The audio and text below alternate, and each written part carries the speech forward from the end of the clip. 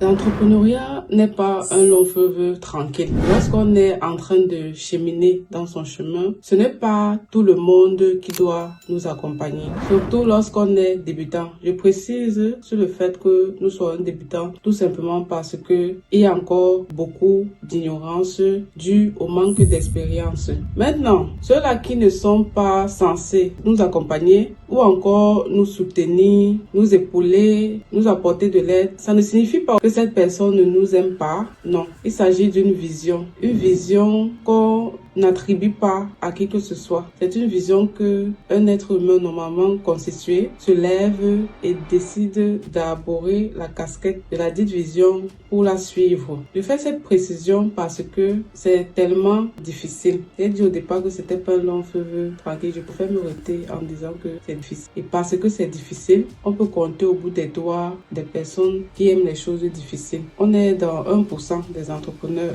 qui acceptent les rouages de l'entrepreneuriat en question. Surtout de nos jours, avec la génération micro-ondes qui veut tout faire vite, rapidement et avoir tout exactement à l'instant T. Je le dis parce que je suis jeune, très jeune même d'ailleurs, et force est de constater jusqu'à nos jours, de la période où j'étais encore mineure et que j'entreprenais jusqu'à aujourd'hui, comme je disais tantôt, j'ai toujours évolué avec des personnes qui étaient plus âgées que moi, 10 ans en montant, voire plus, parce que c'est dans cette cour-là que je parvenais et que je parviens à naviguer jusqu'à nos jours. Beaucoup de personnes ne comprennent pas et ne vont pas comprendre la vision lorsqu'elle est compliquée. Pour bâtir des entreprises pérennes, des choses durables dans le temps, qui perdurent et dont les générations prochaines, c'est-à-dire nos enfants, ceux-là qui vont rejoindre les projets, les entreprises, ça demande du temps et beaucoup de sacrifices. Définitivement, il y a des personnes qui vont épouser la vision parce que ça rentre dans leurs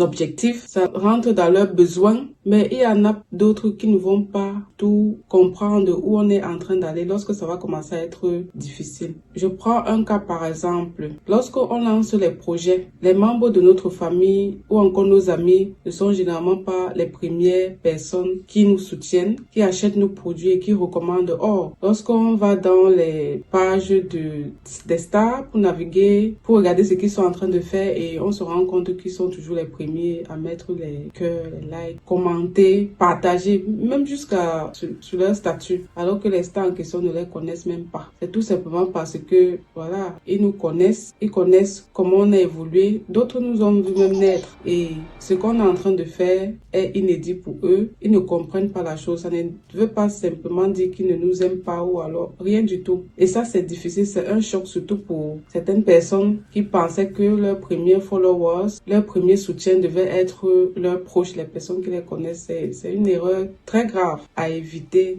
drastiquement pour ne pas se retrouver en train de ruminer l'aigreur, ruminer le manque, s'appesantir sur des détails inutiles qui ne te permettront pas d'avancer. Pourquoi est-ce que je m'appesantis sur ça essentiellement aujourd'hui? Tout simplement parce que, tout simplement pour faire suivre le premier épisode du fait que j'ai démissionné en Allemagne et que en principe je n'aurais jamais dû commencer en tant que salarié. Lorsque tu es entrepreneur, toi-même, avant que les choses éclatent, avant que beaucoup de choses ne fonctionnent pas, toi-même apprends à éviter les problèmes. Éviter les problèmes consistera à identifier les personnes dans ton entourage dont tu es conscient que vous allez avoir beaucoup de situations d'incompréhension et tu t'éloignes d'eux. Tu dois le faire obligatoirement, sinon ça va te faire subir beaucoup. Je le dis parce que dans ma propre expérience, j'ai dû m'éloigner de beaucoup de personnes et ce au fur et à mesure. Il y a certaines personnes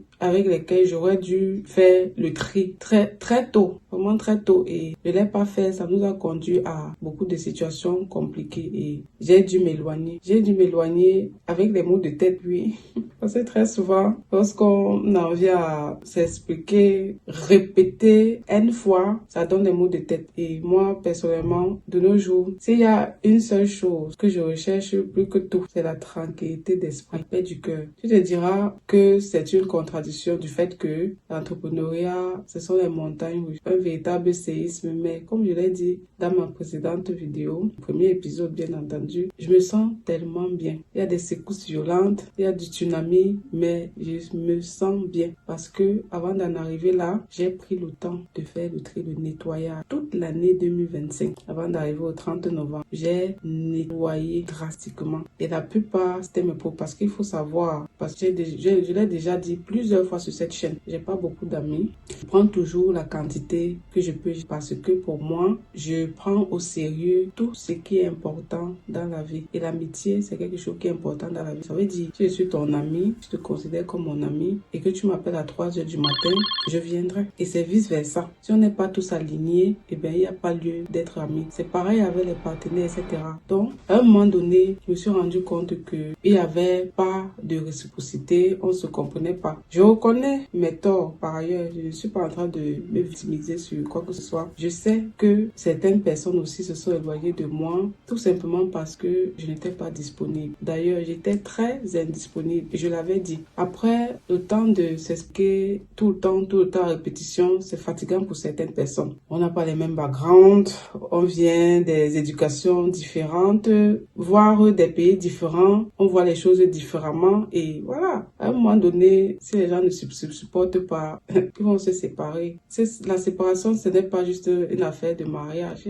La séparation, que ce soit dans le milieu professionnel, dans les amitiés, même dans les connaissances, pour être bien t'entendre avec un voisin aujourd'hui, connaissant et jour dans demain, parce que vous n'êtes pas aligné ou bien parce qu'il y a un malentendu, l'autre décide de ne plus jamais t'adresser la parole. Et c'est normal, il faut le prendre so simple. C'est la vie, il ne faut pas dramatiser là-dessus. Donc, ça fait partie des choses que j'ai dit, laisser couler, lâcher prise. J'ai dû nettoyer. L'année 2025, c'est l'année au courant de laquelle j'ai beaucoup nettoyé. Quand je dis nettoyer, c'est parce qu'il y a même certains proches que je n'aurais pas imaginé que je devais les mettre à côté pour pouvoir me concentrer sur mes objectifs. Je réitère encore, lorsqu'on parle de séparation, ça ne veut pas dire qu'on ne va plus jamais s'adresser la parole ou bien qu'on a cessé de s'aimer. Pour moi, ça signifie que je les aime encore plus qu'avant pour pouvoir les protéger des disputes inutiles, protéger leur santé mentale, protéger tout ce qui est important pour eux afin qu'ils ne se sentent pas mal, afin qu'ils ne se sentent pas heurtés. Je les aime tellement que j'ai décidé de les préserver assez pour leur bien-être continuel. Ce qui est sûr, c'est qu'on va se voir. Et comme je l'ai sous-entendu depuis le départ, l'entrepreneuriat, c'est une très lourde croix à porter. Et à l'heure actuelle où je